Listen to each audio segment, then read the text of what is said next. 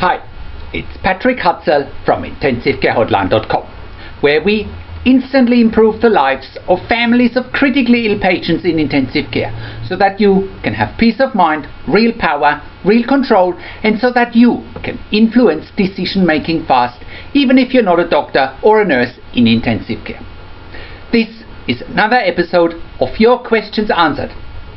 And in last week's episode, I answered another question from one of our readers, and the question of the last three weeks episodes was: my mum has been in intensive care for 3 weeks now, and she is on ECMO for ARDS. Will she survive? So there's part 1, part 2, and part 3 to our previous question, as Ellie's mum continues to be in intensive care for many weeks. Ellie had many questions, so therefore we stayed in contact, and it became a 3-part series where you can look up part 1, part 2 and part 3 if you're clicking on the link below this video. Ellie has also been featured in one of our podcasts in an interview that you can check out again if you're clicking on the link below this video. In this week's episode of Your Questions Answered, I want to answer another question from one of our readers, and this week the question is: my father has been admitted to intensive care with a brain clot. He therefore had surgery on his head around 1 month ago, performed by neurosurgeons, and he's still unconscious. Hi Patrick, my name is Atish, and my father has been in intensive care for 32 days. To start with, on the 24th of May, his right side was unmovable, so we admitted him to hospital on the 25th of May. Then hospital staff did his CT scan and MRI of his brain, in which they found 2 blood clots. He therefore had surgery on his head around 1 month back, performed by neurosurgeons, and he's still unconscious. Now the intensive care team is saying that there has been a lack of oxygen supply to his brain, which is causing him to be unconscious. According to the intensive care team, they appear to be at a loss, and they are saying there is no medication, no medicine that can help him in this situation. Therefore, me and my family are anxious to wait and watch whether he will recover or not. The intensive care team is not giving us any assurance whether he will recover and wake up or not. I just wanted to ask what you think can be done in his case, whether there's any medication or something else which will help my father to recover. My father is 67 years of age, and he has a history of high blood pressure for which he is already taking medications, and he has diabetes as well. The exact MRI report is outlined here. Subacute right frontal and posterior parieto-occipital subdural hematoma with maximum thickness of approximately 7 mm without significant mass effect. A large left fronto-parieto-occipital acute on-chronic subdural hematoma is seen with maximum thickness of approximately 2.6 cm with mass effect on the adjacent brain parenchyma with midline shift to left of approximately 0.9 cm. The neurosurgery or craniotomy was done on the 26th of May. Before going to surgery and after surgery, my father was conscious, but as he started getting convulsions, sedation was given to him, and since then he hasn't been conscious.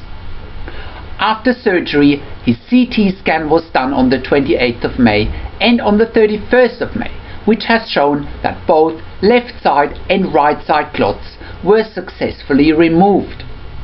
Then, on the 31st of May, a tracheostomy was done. Meanwhile, he has undergone many complications, like having swelling to his kidneys, continuous fever, lack of urine output, loose bowel motions, complete body swelling due to non-body movement. The doctors have done all possible tests, meanwhile, like checking infection in blood, stool test, cough test, etc. Now his kidney swelling is getting worse, his creatinine is rising even though his urine output is still 100 ml per hour. On the 21st of June, again, we have done an MRI of his brain, which shows nothing new. The exact report is mentioned here.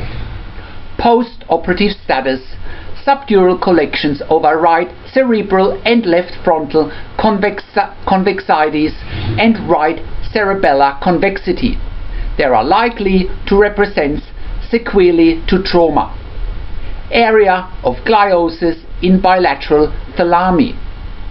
Hemorrhagic contusions in left parietal and bilateral frontal parenchyma. Hemosiderin staining over bilateral cerebral and cerebellar convexities. Diffuse axonal injuries in corpus callosum. Mild dilatation of the lateral ventricles. Subacute ischemic change in bilateral frontal and parieto-occipital parenchyma. Possibility of global ischemic insult is likely. Now, on Monday the 23rd of June, the doctor has done tapping and has removed approximately 100 ml of liquid, and again today on the 25th of June tapping has been done and they have removed 20 to 30 ml of liquid, and the doctor had said again on coming Saturday that they will do tapping. I really request you to kindly advise as what should be our next step. Thank you and regards, Atish. Hi Atish, thank you for clarifying your query and sending all the details through. I'm also very sorry to hear what your father, you and your family are currently going through, as you would be experiencing one of the biggest challenges during your lifetime. And I'm here to help. I can't cure your father, but I can guide you in the right direction about what the next steps for you and your family might be, so that you and your family can have peace of mind, control, power and influence. There are a number of things that you need to consider in your father's case. The first thing that springs to mind is that the CT or MRI report shows subdural collections over the right cerebral and left frontal convexities and right cerebellar convexity. They are likely to represent sequelae to trauma. It also shows subacute ischemic change in bilateral frontal and parieto-occipital parenchyma, and obviously there is the possibility of global ischemic insult. You also mentioned a midline shift of around 6 mm. I can also see that his initial diagnosis was set out as an acute on chronic subdural hematoma, suggesting that a bleed had been there prior to your father being admitted to hospital. The CT and MRI reports don't show glowing results in light of the fact that subacute ischemic change and the possibility of global ischemic insult is likely to cause your father not waking up. Again, in combination with the midline shift of 6 mm, it's not a good position to start off with. However, it's not quite clear to me why the midline shift hasn't resolved as yet, as midline shifts can either disappear completely or at least move in the right direction after the initial problems of having high intracranial pressures have been resolved. The biggest challenge, however, why your father hasn't woken up is that the initial subdural hematoma has most likely caused the global ischemic insult. Such an ischemic insult can be irreversible. As a rule of thumb, the brain can only go for 3 minutes without oxygen supply. Therefore, any time bigger than 3 minutes without oxygen can cause irreversible brain damage. Check out this article for further clarification. What is the prognosis after my critically ill loved one's brain has not had sufficient oxygen supply or hypoxic brain injury? Click on the link below to this article. Even though the neurosurgeons removed the blood clots, the time for your father's brain without oxygen may have been more than 3 minutes. Therefore, the irreversible brain damage could be a real possibility. Those are the facts and the clinical realities as they stand right now, and those are the facts and clinical realities as they are documented on paper. I will address the other clinical issues such as kidney failure, infections, loose stools, etc. later. The fact and the truth of the matter is that on the one hand you are dealing with your father not waking up and not showing any signs of improvement as far as his neurological condition goes. And once again, the CT, MRI, as well as his current state, isn't suggesting that anything is going to change anytime soon. However, despite the clinical results and the current clinical realities, my experience in more than 15 years intensive care nursing in 3 different countries have shown me that head or brain injuries and or strokes take time to wake up, and it's never linear, and waking up is not an event, and it's often a slow process. Whether your father will wake up or not, I can't tell. However, given that after 1 month he's still in intensive care, and given that you haven't mentioned that neither the intensive care team nor the neurosurgical team want to give up, there must be hope.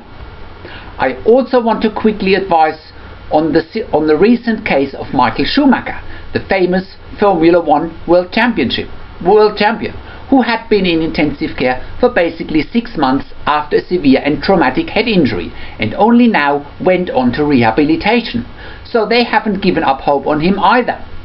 On the other hand, you and your family need to think about and then decide what you want for your father, how much longer you want to wait, and you also want to think through some scenarios for the future, such as what if he isn't waking up, what if he's deteriorating further, or what if he's only slightly improving. You also should ask yourself how your father has dealt with health challenges, setbacks and adversity in the past. Do you and your family think that he will make a recovery? Do you and your family think that he has a real chance of recovery?